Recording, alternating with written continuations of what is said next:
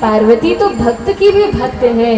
तो पार्वती की कथा भोलेनाथ को नारायण अपने मुख से सुना रहे हैं। कहा, जानते हो वह पार्वती हिमालय की पुत्री है, बड़ा भारी तप उसने किया है और मेरी इच्छा है, सभी देवी देवताओं की इच्छा है, सभी की इच्छा है कि आप उनसे विवाह कर लीजिए।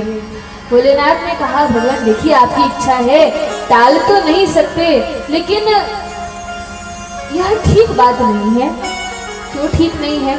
क्योंकि अब तो सोच लिया कि बस आपका भजन ही करना है, अब विवाह की इच्छा नहीं है। भगवान ने कहा, देखिए जगत के कल्याण के लिए हम तो यही प्रार्थना करेंगे कि आप पार्वती से विवाह कर लीजिए। भोलेनाथ ने कहा, ठीक है भगवान आपकी इच्छा है तो विवाह अवश्य करेंगे, स्वीकृति दे दी। अब तो नारायण प्रसन्न होकर अपने धाम जाते हैं। तब भोलेनाथ ने सप्तऋषियों को दोबारा भेजा। पहले सप्तऋषि तपस्या करती हुई पार्वती जी की परीक्षा लेकर आ गए, फिर से भेजा कि जाओ जाकर देखो कि पार्वती का जो दृढ़ निश्चय है वह कहीं बदल तो नहीं गया। एक बार फिर जाकर कुछ लुभावना देकर, कुछ लोभ दिखाकर फिर परीक्षा लेकर आओ कि उनका प्रेम सच्चा है कि नहीं। फिर से ये सप्तऋषि जाते हैं और कहा कि देखो पार्वती, हम सप्तऋषि हैं, सभी को उपदेश देने वाले हैं, सभी को ज्ञान देने वाले हैं, हमारी बात मानो तो नारद जी की बात छोड़ दो। वैसे भी नारद जी के उपदेश से आजकल किसी का घर बसा है, जानती नहीं? दक्ष की जितनी संतानें हुई सबको नारद जी ने उपदेश दिया और बेचारे गृहस्थाश्रम में प्रवेश करते, सृष्टि बढ़ाते, लेकिन सब जाके साधु बन गए। नारद जी ने जब जब जिसको उपदेश दिया है वह योगी ही बना है, साधु बना है, उसका घर नहीं बसा। वास्तव में ये सप्तऋषि नारद जी की स्तुति ही कर रहे हैं कि नारद जी ऐसा सुंदर उपदेश करते हैं कि मोह माया सब छूट जाती है और व्यक्ति भगवान के भजन में लग जाता है। लेकिन व्यंग्यात्मक ढंग से कह रहे हैं। पार्वती जी मन ही मन तो मुस्कुरा रही हैं, लेकिन ऊपर से क्रोध दिखाती हैं और कहती हैं, देखिए आप अब चाहे कितना भी समझाएं, लेकिन मैं अपनी हट नहीं छोड़ूंगी। पार्वती जी कहती हैं, नारद बचन ना मैं परिहरऊं, बसऊ भवनु उजरई नहीं डरऊं। नारद बचन मैं परिहरऊं, नहीं डरऊं। पार्वती जी कहती हैं, अब तो चाहे घर बसे या उजड़ जाए, लेकिन मेरे गुरुदेव ने जो कह दिया है अब उससे मैं पीछे हटने वाली नहीं हूँ। गुर के बचन प्रतिदिन जेहि, सपने सुगमन सुख सिद्धि देहि।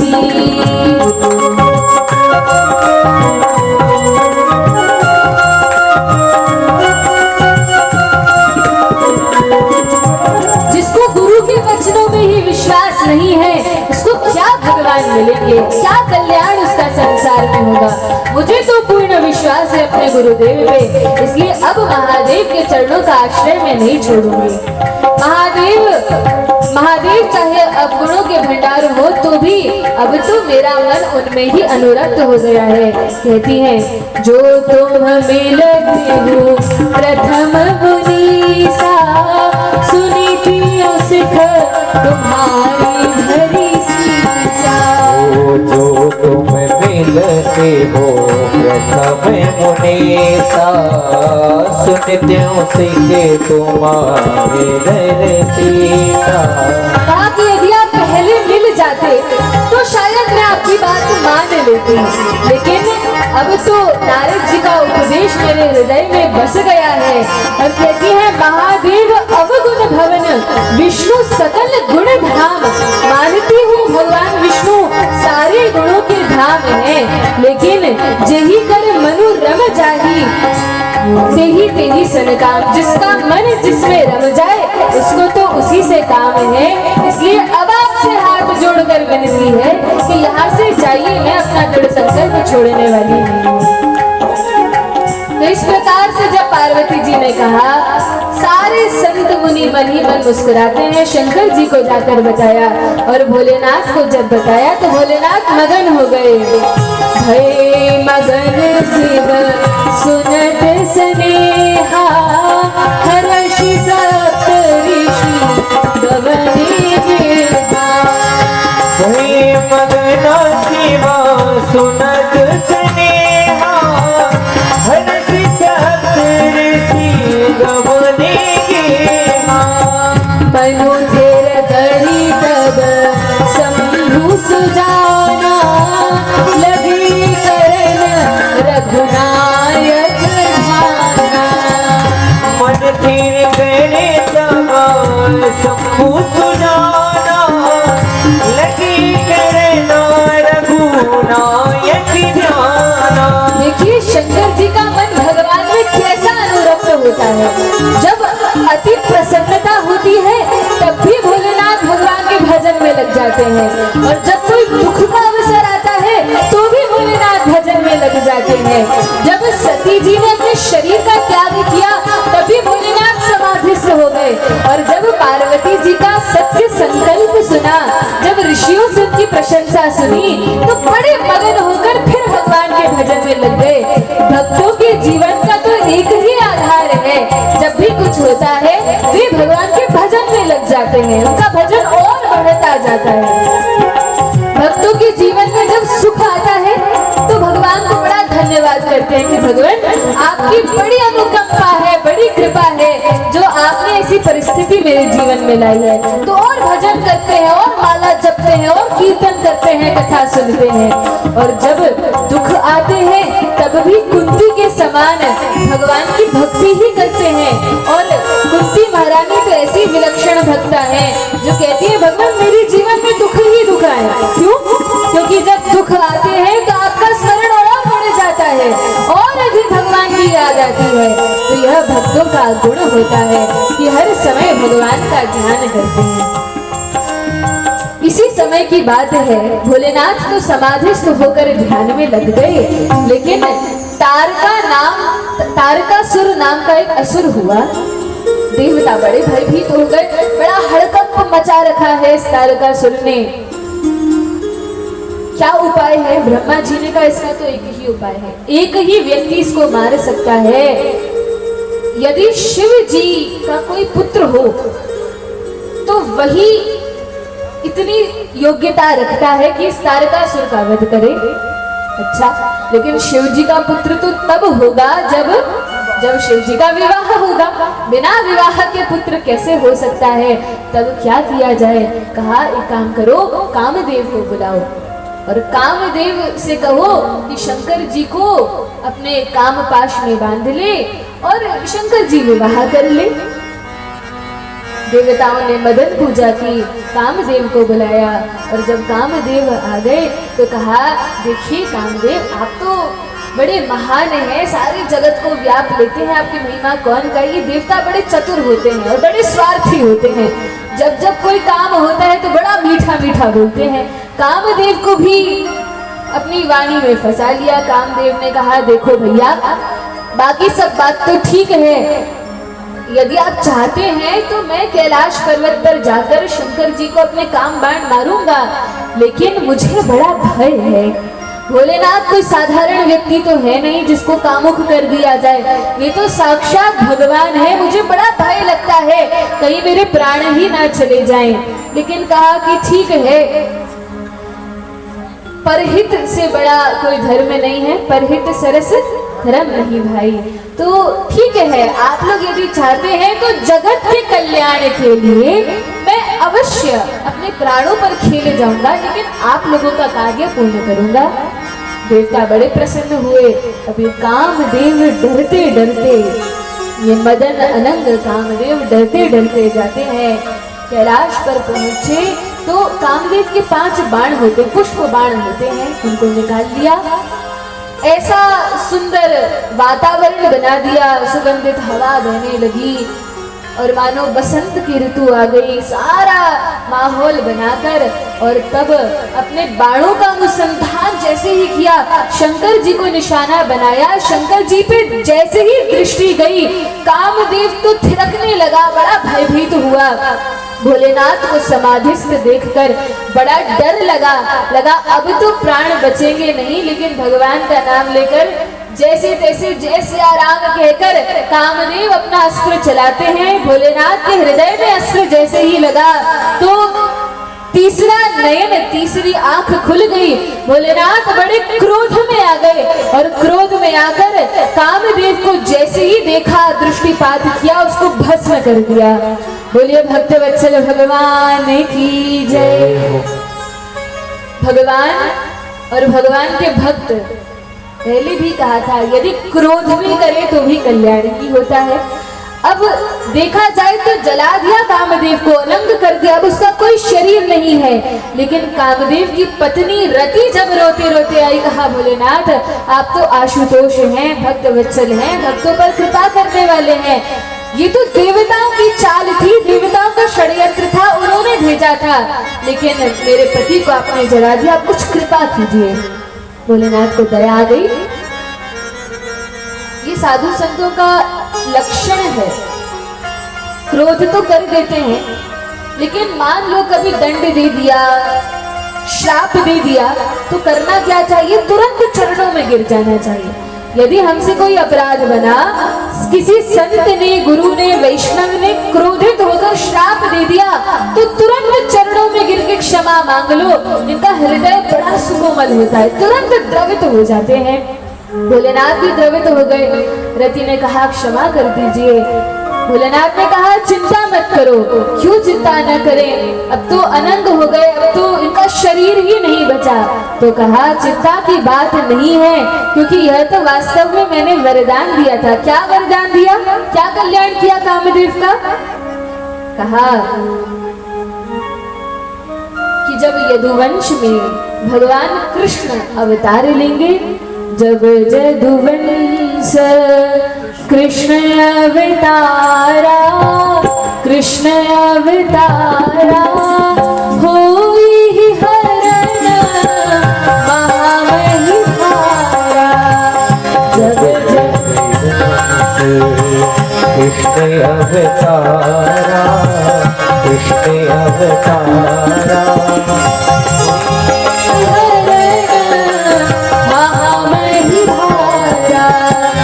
कृष्ण तनय हो ही पति तोरा, कृष्ण तनय हो ही पति तोरा, बचनु अन्यथा होई न मोरा। हो बचन अन्यथा होई न मोरा। अभी चिंता की बात नहीं है। जब द्वापर युग में भगवान कृष्णचंद्र के रूप में अवतार लेंगे, तब तुम्हारा ये जो पति है कामदेव है, यह भगवान का पुत्र बनकर प्रद्युम्न के रूप में प्रकट हो जाएगा और तब इसको शरीर प्राप्त होगा। बोलिए भक्तवत्सल भगवान की जय। अब तो रति प्रसन्न हुई है और भोलेनाथ ने वरदान दिया है। देवता सब तैयारी करने लगे। जैसे ही नारायण ने कहा कि देखिए अब विवाह की लग्न निकलवाने हम ब्रह्मा जी के पास जा रहे हैं, तैयारी कर लीजिए। देवता सब बड़े प्रसन्न हुए, सब अपनी अपनी तैयारी में लग गए। अब क्या करेंगे, अब तो शंकर जी का विवाह होगा।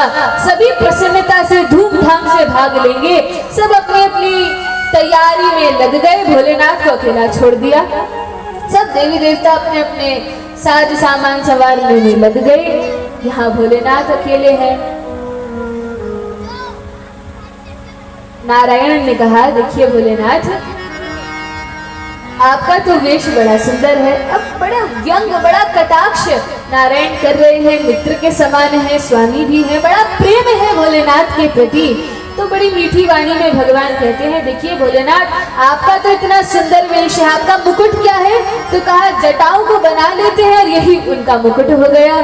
फिर उसमें जैसे कोई राजा होता है या कोई देवता होता है तो वे मणि पर, मुकुट पर मणि लगाते हैं। तो भोलेनाथ क्या करते हैं, भोलेनाथ तो मणिधर को ही अपने सिर पर रख लेते हैं। कौन है मणिधर? तो कहा सर्प के मुख में मणि होती है। जटाओं का तो मुकुट बना लिया और उस पर मणि की जगह सांप को ही रख दिया, सांप को ही लपेट लिया, उसके मुख में मणि है। भस्म को पूरे शरीर में लपेटे हुए, दूल्हे को बढ़िया पाउडर लगाया जाता है, परफ्यूम लगाया जाता है। तो शंकर जी का पाउडर क्या है? तो कहा ये जो भस्म है, जब राम नाम सत्य होता है किसी व्यक्ति का, तो उसके शरीर की जो भस्म होती है उसी को भोलेनाथ लपेट लेते हैं, अच्छे से घिस लेते हैं, तो वही पाउडर है। तो सुंदर श्रृंगार का वर्णन है। देवी देवता तो बड़ा ऐश्वर्यमय श्रृंगार करके तैयार होकर सज धज कर आए हैं। नारायण ने कटाक्ष करते हुए कहा, देखो देवताओं, कहा आप लोग और कहा हमारे शंकर जी इतने सुंदर लग रहे हैं। देखिए, आपका समाज शंकर जी से मिल नहीं रहा, अपने आप को अलग कर लीजिए, आप ठीक नहीं लग रहे हैं शंकर जी के सामने, इनको अकेला ही रहने दीजिए। देवी देवता सब अलग हो गए। भोलेनाथ ने कहा, भगवान आप क्या समझते हैं कि हमारी कोई सेना नहीं है, हम अपनी सेना को साथ लेकर चलते हैं। अच्छा, किसको अपने साथ रखेंगे? कहा हमारे ये जितने भूत पिशाच डकैत डायन, ये जो कुछ भी हैं, ये सर्प सांप बिच्छू अजगर जो कुछ भी हैं, ये सब हमारे सेवक हैं, इनको हम कैसे छोड़ दें? तो देवी देवता तो सब अलग हो जाते हैं अपना समाज लेकर, और यहाँ भोलेनाथ जितने भी भूत प्रेत पिशाच हैं सबको बुला लेते हैं। देखो आज तुम सबकी पार्टी बनेगी, आज हमारा विवाह है, सब तैयार हो जाओ। भूत प्रेतों ने कहा, भोलेनाथ आप चिंता मत करें, ये देवता बड़ा घमंड करते हैं, बड़े सुंदर सुंदर सज सज कर आए हैं, लेकिन ये क्या समझते हैं हमें श्रृंगार नहीं आता, ऐसा श्रृंगार करेंगे आपका कि सब लोग देखते रह जाएंगे। अच्छा, भोलेनाथ ने कहा ठीक है करो, सारी जटाएं पकड़ा दी भूत प्रेतों के हाथ में। अब ये भूत प्रेत क्या श्रृंगार करेंगे, कोई इधर से खींचे, कोई उधर से खींचे, कोई गोल घुमाए, कोई लपेट दे। भोलेनाथ तो सब में राजी है, सब में प्रसन्न है, क्योंकि देहाभिमान नहीं है, देह की सुध-बुध नहीं है, वे तो भगवान के भजन में लगे रहते हैं, उन्हें क्या मतलब कोई कैसा भी श्रृंगार करे। भोलेनाथ ने सेवकों के हाथ में छोड़ दिया, अब वे अपने अपनी प्रकार से भोलेनाथ का श्रृंगार करने में लगे हुए हैं और भोलेनाथ प्रसन्न है। अब बारात सजाने की बारी आई, बारात को सजाना है, तो दूल्हे को कैसे ले जाया जाता है? किस पर बिठाकर? घोड़े पर बैठाकर रथ सजाकर दूल्हे को ले जाया जाता है। लेकिन शंकर जी का वाहन क्या है? नंदी है, वृषभ है, बैल है। तो सभी ने कहा, देखिए भोलेनाथ आप हमेशा नंदीश्वर की सवारी करते हैं, आज तो कम से कम घोड़े पर बैठ जाइए, आज तो आप दूल्हा बने हैं। भोलेनाथ ने कहा, देखो हमारा ऐसा स्वभाव नहीं है, जिसने जीवन भर साथ दिया है बेचारा ये बैल ही है जो हमें ढोकर हर जगह ले जाता है, आज जब सबसे बड़ा उत्सव है तो इसको कैसे छोड़ दें? इसको हम नहीं छोड़ेंगे। बैल पर बैठे, अब बैठे तो सही, लेकिन उस पर भी सीधे नहीं बैठे, भोलेनाथ उल्टे बैठे, जहां पूंछ है बैल की उस तरफ मुख करके भोलेनाथ बैठ गए। कहा ऐसा क्यों किया? ऐसा इसलिए किया क्योंकि भोलेनाथ की बारात में सभी देवी देवता तो हैं, लेकिन देवी देवताओं के साथ भगवान नारायण भी उस बारात में हैं, और भोलेनाथ नारायण की ओर पीठ नहीं करना चाहते। देखिए क्या सुंदर भाव है शंकर जी का, पीठ नहीं करना चाहते इसलिए उल्टा बैठ गए हैं कि मुझे भगवान दिखते रहे, संसार भले ही पीछे छूट जाए इसकी मुझे चिंता नहीं है। तो इस प्रकार से भोलेनाथ बैठ गए हैं, भगवान की ओर मुख करके उल्टे बैठ गए। अब यह विचित्र बारात है, भूत प्रेत है, ऐसे ऐसे भूत प्रेत हैं, किसी की तो बहुत सारे मुख हैं, कोई बहुमुख है, और किसी के मुख ही नहीं है, केवल धड़ ही धड़ है। किसी की तो आंखें बहुत सारी हैं, गाल पर भी हैं, सिर पर भी हैं, और किसी की आंखें ही नहीं है। किसी के बहुत सारे कान हैं, किसी के कान ही नहीं है। बड़ी विचित्र यह बारात है। तुलसीदास जी ने तो बड़ा सुंदर वर्णन इस बारात का किया है। जैसे ही बारात हिमाचल पहुंची, छोटे छोटे बालकों ने नगर के बाहर आकर देखा तो देखते ही इतने भयभीत हो गए, स्तंभित हो गए और आंख मूंद कर भागे अपने घर की ओर, पाकर थर थर कांपने लगे। और घर का जो सबसे अंदर का कमरा है, रजाई ओढ़कर अपना मुख ढककर छिप कर बैठ गए। माता पिता ने क्या बात है, इतना क्यों डर रहे हो? बालकों ने कहा, इसलिए डर रहे हैं क्योंकि शिव जी की बारात देख कर आए हैं।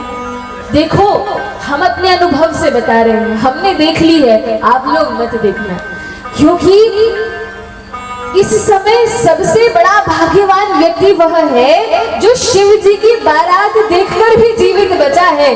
देखो, हमारे बहुत पुण्य होंगे कि इस बारात को देखकर भी हम जीवित बच गए हैं। देखो माता, आप लोग मत देखना उस बारात को, नहीं तो जीवित नहीं बचोगे। माता पिता खूब हंसते हैं और समझाते हैं कि अरे अरे, ऐसा मत कहो, यह तो भोलेनाथ की बारात है। अच्छा ये बताओ, दूल्हा को देखा कि नहीं? माताओं को बड़ी जिज्ञासा होती है। बालकों ने कहा, बारात तो वैसे ही भूत पिशाचों से भरी हुई है, और दूल्हा, उनका तो वेश ही समझ नहीं आता, पता नहीं कैसा वेश बनाकर आए हैं। शंकर जी नहीं, लगता है साक्षात यमराज ही आ गए हैं। हे माता, अब आप जाकर उनको मत देखना। इस प्रकार से बालकों ने वर्णन किया। माता पिता हंसते हैं, हंस इसलिए रहे हैं क्योंकि अभी तक देखा नहीं है, देखेंगे तब समझ में आएगा। अब पार्वती जी की मैया सुंदर थाल सजाकर खड़ी हैं कि बारात आ गई। सब ओर से समाचार मिला, सब नगरवासी बड़े उल्लसित हैं, प्रसन्न हैं। हम स्वागत करेंगे भोलेनाथ का। शंकर जी का आरती की थाल सजाकर खड़े हैं। लेकिन जैसे ही शंकर जी द्वार पर आए और मैना आरती उतार रही हैं, लेकिन आरती उतारते समय भोलेनाथ को देखा नहीं है। अभी तो चरणों की ओर देखकर केवल आरती कर रही हैं। एक बार आरती घुमाई तब तो ठीक है, दूसरी बार जैसे ही आरती घुमाती हैं तो शंकर जी के सिर पर जो सर्प है वह नाचने लगता है, जो फुफकारता है। और जो माता ने सर्प को देखा, आरती की थाली दूल्हे के भी मुंह पर फेंक दी और फेंक कर वहां से दौड़ी भागी। शंकर जी को कोई रोष नहीं है, आराम से खड़े हैं। देवी देवताओं ने कहा, भोलेनाथ, आपका ऐसा अपमान हो रहा है, फिर भी आप यहाँ पर खड़े हैं। भोलेनाथ ने कहा, क्या अपमान हुआ? कहा, अरे जो थाली पूजन के लिए लाई थी वो आपके ऊपर फेंक कर चली गई और आप थाली पकड़ के मुस्कुरा रहे हैं। भोलेनाथ ने कहा, अच्छा, थाली फेंक कर गई, मुझे लगा यहाँ की परंपरा ही ऐसी है कि थाली न्यौछावर कर देते होंगे, तो मैं तो उसको पकड़ के रखा हूँ कि दहेज में ये थाली मिली है। बड़े प्रसन्न होते हैं देवता, बड़ा आनंद हो रहा है भोलेनाथ की बातों को सुनकर। तब कहा कि अरे, जिस लोटे में गंगा जल भरकर आई थी और उससे आचमन इत्यादि कर रही थी, वे लोटा ही, भी पानी ही नीचे गिरा दिया, तब भी आप क्रोधित नहीं हुए? भोलेनाथ ने कहा, अरे जिसके सिर से ही गंगा की धार बहती हो, लोटे ने भी सोचा होगा कि इतना चुल्लू भर पानी क्या भोलेनाथ को दिखाएंगे, इसलिए वो गिर गया। भोलेनाथ आप धन्य हैं, लेकिन देखिए ये दीपक बुझ गया, आरती की थाल में दीपक है, यह भी बुझ गया। भोलेनाथ ने कहा, अरे जिसके सिर पर, जिसकी जटाओं पर द्वितीया का चंद्रमा सुशोभित होता हो, ऐसी चांदनी बिखेरता हो, उसके सामने ये छोटे मोटे दीपक क्या लगेंगे, इसलिए ये दीपक भी बुझ गया। भगवान के भक्तों का यह गुण है कि वे लोगों के गुणों को ही ग्रहण करते हैं। कोई भक्त है, कोई संत है, तो वह गुणग्राही होता है। यह गुण है, वे दोष देखते ही नहीं है, वे गुण ही देखते हैं। गुणग्राही जनार्दन, इसलिए जो गुण भगवान में होता है वे उनके भक्तों में भी आ जाता है। तो भोलेनाथ भी गुणग्राही हैं, केवल गुणों को ग्रहण करते हैं। कहा, अरे आपकी सासू माँ आपको देखकर डर गई है भोलेनाथ। कहा, कोई बात नहीं। जब भक्त भगवान के सामने आता है, अर्जुन को भगवान ने जब विराट रूप दिखाया था, अर्जुन भी तो डर गए थे, इसमें कोई भय की बात नहीं है, कोई बात नहीं। तब शंकर जी को जनवासे में ठहराया गया। जिस समय रामचंद्र और सीता मैया का विवाह हुआ था, उस समय बारातियों को विवाह के बाद भोजन कराया गया था। लेकिन शंकर जी की बारात ऐसी है कि पहले पेट पूजा और फिर काम दूजा, पहले खिलाओ तब विवाह आदि देखेंगे। तो पत्तल परोसी गई। अब जो परसोइया है, परसने वाला व्यक्ति है, वह बड़ा भयभीत है। ये भूत पिशाच सारे लाइन लगा कर बैठे हैं। अब इनको मान लो देने गया, किसी ने झपट लिया, किसी ने कुछ कर दिया तो क्या होगा? तब कहा, एक बड़े डंडे में करछुल को बांध दिया और दूर से ही जैसे ही खीर आई तो सब भूत प्रेत झपटने लगे। कहा अरे आराम से बैठो, पहले पत्तल लगाई गई और उसके बाद जैसे ही भोजन परसने लगे तो देखा पंक्ति में आगे जो भूत बैठा है उसका सिर ही नहीं है, मुख ही नहीं है। तो सोचा कि इसको देने से क्या फायदा, ये तो खा ही नहीं पाएगा। तो दूसरे व्यक्ति के पास गए, अब उसके बहुत सारे मुख थे तो आवाज आई कि हमें भी पत्तल परसी जाए। अब इधर उधर घूमकर देखा आवाज कहाँ से आई, इसका तो मुख ही नहीं। तब पड़ोस वाले के बहुत सारे मुख थे, उसने कहा देखो उसको भूख लगी है, इसको भी तो थाली दो। अरे मुख नहीं है। अरे भैया वो तो उसकी समस्या है कि वो कैसे खाएगा, तुम तो परसो, तुम्हारा काम परसने का है।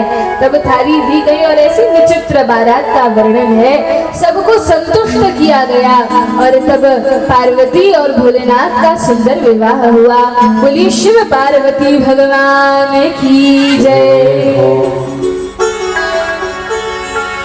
दूल्हा बने हैं भोलेनाथ, वो जोड़ी का जवाब नहीं। आज दूल्हा बने हैं भोलेनाथ, वो जोड़ी का जवाब नहीं, वो जोड़ी का जवाब नहीं, वो जोड़ी का जवाब नहीं हो, वो जोड़ी का जवाब नहीं, वो जोड़ी का जवाब नहीं। हाँ जी दूल्हा बने हैं भोलेनाथ, ये जोड़ी का जवाब नहीं। अजय दूल्हा बने हैं भोलेनाथ, जोड़ी का जवाब नहीं।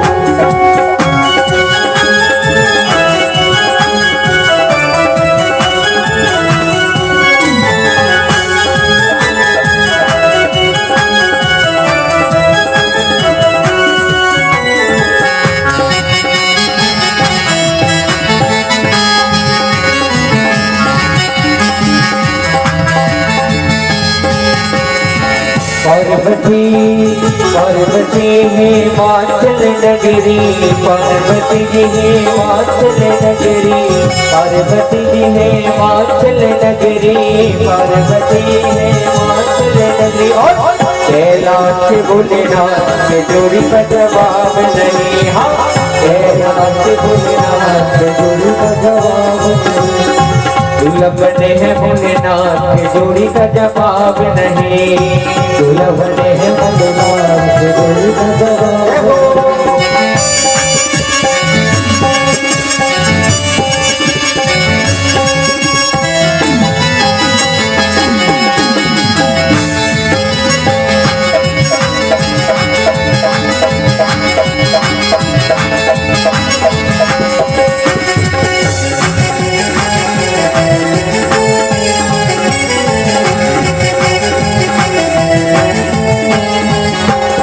पार्वती है गोरी गोरी, पार्वती है गोरी गोरी, पार्वती जी गोरी गोरी, पार्वती जी गोरी गोरी, पार्वती जी गोरी गोरी, ओ पार्वती जी गोरी गोरी। बोले दिगंबर नाथ जोड़ी का जवाब नहीं। हाँ बोले दिगंबर नाथ जोड़ी का जवाब नहीं।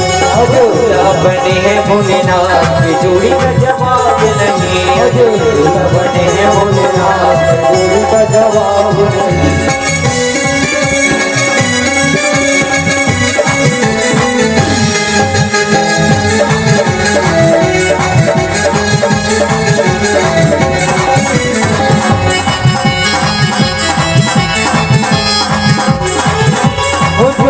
जवाब नहीं हो, जोड़ी का जवाब नहीं हो, जोड़ी का जवाब नहीं, जोड़ी का जवाब नहीं हो।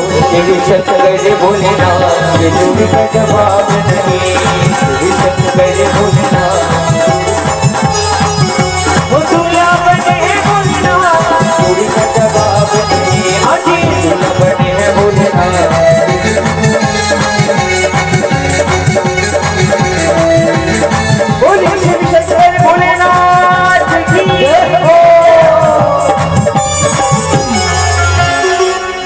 बोलिए शिव पार्वती भगवान की जय। हरे कृष्णा कृष्णा कृष्णा हरे हरे, हरे राम राम राम हरे हरे। शिव पार्वती के सुंदर विवाह का वर्णन गोस्वामी जी ने किया है। पहले तो मैना को बड़ा दुख होता है कि मेरी इस कन्या का विवाह कैसे वर से किया जा रहा है। भोलेनाथ को देखकर बड़ी विकल हो जाती है, लेकिन तब जब गोद में लेकर बैठी पार्वती को कहा कि मैं नहीं चाहती अपनी बेटी का विवाह करना, मैं तो इसको लेकर पहाड़ से कूद जाऊंगी, लेकिन शिव जी से इसका विवाह नहीं करूंगी। तब नारद जी ने समझाया, पूर्व जन्म की कथा सुनाई कि ऐसा नहीं है कि इस जन्म में पार्वती का पानी ग्रहण भोलेनाथ से हो रहा है, ये तो जन्मों जन्मों से दंपति हैं। आप जानती नहीं, ये पहले सती थी और भोलेनाथ ने इनका परित्याग कर दिया था किसी कारण से। पूरी कथा सुनाते हैं, तब मैना और हिमालय को संतोष होता है और कहा ये तो भगवान की अर्धांगिनी है, भगवान अर्धनारीश्वर है, अकेले हैं ही नहीं, शिव पार्वती साथ होते हैं तब वे पूर्ण होते हैं। इस प्रकार से जब सारी कथा सुनाई तब मैना को संतोष हुआ और तब सखियां सजाकर पार्वती जी को लाती है और भोलेनाथ पार्वती जी साथ में बैठकर विवाह संस्कार को संपन्न करते हैं। वर्णन आया कि गणेश जी का भी पूजन किया, वेद साक्षात। अब यह भ्रम नहीं करना चाहिए कि गणेश जी तो उनके ही बालक हैं, तो विवाह के पहले कैसे गणेश जी का पूजन किया, क्योंकि कल्प भेद माना जाता है। भगवान की लीलाएं कथाएं यह अनंत है और अनादिकाल से चली आ रही है। पहले भी कई बार गणेश जी हो चुके हैं, कई बार भगवान की लीला हो चुकी है, तो इसलिए वर्णन है कि गणेश जी का पूजन किया। ये जितने भी देवी देवता हैं ये पद हैं। पद जैसे मुख्यमंत्री एक पद है, प्रधानमंत्री एक पद है, पोस्ट, तो देवी देवता पोस्ट के समान है। जो व्यक्ति इतने पुण्य कर लेता है कि उसको ब्रह्मा जी के पद पर बैठाया जाए, तो किसी भी जीवात्मा को जो इतने पुण्य करे उसको ब्रह्मा जी का पद दे दिया जाता है। उनकी भी 100 वर्ष की आयु होती है, लेकिन उनके 100 वर्ष और हमारे 100 वर्षों में बड़ा भेद है। हमारे तो कई कई कल्प बीत जाते हैं तब उनका एक दिन होता है, ऐसे उनके 100 वर्ष होते हैं। तो देवी देवताओं की काल गणना अलग चलती है। तो ये एक पद है, पोस्ट है। जो व्यक्ति इतना पुण्य करता है उन पद पर जाकर बैठता है। तो गणेश जी का पूजन किया गया क्योंकि विवाह संस्कार में ऐसी रीति है। तब वेद साक्षात पंडित बनकर बैठ गए और शिव जी का विवाह करवा रहे हैं। अब वे भी आनंद लेना चाहते हैं। भोलेनाथ से कहते हैं, देखिए भोलेनाथ, विवाह के समय अपने पिता का, अपने दादा का नाम बताना होता है, बताइए आपके पिता का नाम क्या है। अब वेद तो जानते हैं भोलेनाथ के कोई पिता नहीं है, वे तो मातु पितु हीना है, उनके तो पिता है नहीं, स्वयंभू है। तो भोलेनाथ ने नारद जी की ओर देखा कि भैया अब क्या उत्तर दे, क्या बताएं कौन है पिता। नारद जी ने कहा, भोलेनाथ चिंता मत कीजिए, देखिए वैसे तो माता पिता नहीं है, लेकिन फिर भी भोलेनाथ देखिए ब्रह्मा जी की भ्रिकुटी से आप प्रकट हैं लीला में, बोल दीजिए ब्रह्मा जी पिता है। कहा ठीक है। तो कहा पिताजी का नाम ब्रह्मा है। अच्छा, अब बताइए कि दादाजी का नाम क्या है। अब दादाजी का नाम क्या बताएं। तो कहा कि ठीक है, ब्रह्मा जी भगवान नारायण की नाभि से उत्पन्न है, तो नारायण हमारे दादाजी हैं। कहा अच्छा, उनके पिता का नाम बताइए। तो कहा देखिए अब आप लोग अपना काम कीजिए, विवाह करना हो तो कीजिए, नहीं तो हम ऐसे ही पार्वती को लेकर जा रहे हैं। कहा नहीं नहीं, हम तो केवल परिहास कर रहे थे, जानते हैं आपके कोई माता पिता नहीं है, भगवान नारायण के कोई माता पिता नहीं है। तब विवाह संपन्न किया गया और पार्वती जी की विदाई हिमाचल ने की और तब पार्वती को लेकर भोलेनाथ कैलाश पर्वत की ओर जाते हैं। और वर्णन है, पहले जब सती के रूप में थी, जब भगवान के प्रति अपराध किया था, तब शंकर जी ने कहाँ आसन दिया था, कहाँ बैठाया था, सामने बैठाया था। लेकिन अब तो अधिकृता पत्नी बन गई है, अब तो उनका अपराध समाप्त हो गया है, उन्होंने अपना शरीर ही बदल लिया है। जिस समय शंकर जी के हृदय में विषाद हुआ कि पार्वती ने परीक्षा ली, उस समय सती महारानी बड़ा ग्लानि का अनुभव कर रही थी और मन ही मन उन्होंने भगवान से प्रार्थना की थी कि हे भगवान विष्णु, हे भगवान हरि, हे भगवान नारायण, मैं इस शरीर को रखना नहीं चाहती जिसके पिता से मेरे पति भोलेनाथ का इस प्रकार से अनादर हुआ है, और जिस शरीर ने भोलेनाथ को कष्ट पहुंचाया है, मैं शरीर को रखना नहीं चाहती। यदि भोलेनाथ के चरणों में मेरी सच्ची प्रीति हो तो मेरे प्राण शीघ्र ही निकल जाएंगे, उन्होंने प्रार्थना की थी। इसी कारण फिर ऐसी लीला भगवान ने की, दक्ष के यहाँ जाकर उन्होंने शरीर का त्याग किया, लेकिन फिर हिमाचल के घर में पुनः प्रकट भई, अब तो परम पवित्र शुद्ध है। और भोलेनाथ जैसे ही पानी ग्रहण करके ले जाते हैं तो वर्णन आया, अब सन्मुख नहीं बैठाया, अब कहाँ बैठाया? हाँ, तो कहा जानी प्रिया आदरू अधिकीना, प्रिया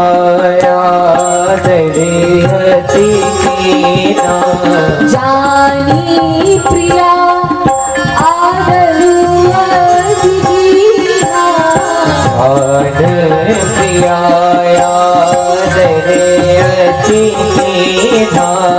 काम भाग आसनु हर दीना, भाग आसन हरिदीना। अब सन्मुख नहीं, अब तो भोलेनाथ ने वाम भाग में ही विराजमान किया है। मानो भोलेनाथ इतना आदर दे रहे हैं, जानी प्रिया, प्रिया जानकर ऐसा आदर दिया। क्यों प्रिया है पार्वती, क्यों प्रिया है भोलेनाथ की? हाँ, इसलिए प्रिया है क्योंकि वे भगवान विष्णु के चरण कमलों में प्रीति रखने वाली है, भगवान की भक्ता है, इसलिए भोलेनाथ को भी परम प्रिय है। भोलेनाथ ने कहा ये तो भगवान की भक्त है, इनको तो अपने से भी ऊंचा आसन देना चाहिए। तो भोलेनाथ तो मृग चरण पर बैठते हैं, लेकिन अपनी गोद में उन्होंने पार्वती जी को धारण किया, अपने से भी ऊंचा आसन दिया, अपने वाम भाग में पार्वती जी को बैठाया है। इस प्रकार से इस सुंदर कथा का वर्णन है। कुछ समय भगवान के नाम का कीर्तन करते हुए आज हम कथा को यहीं विश्राम देते हैं। कल श्री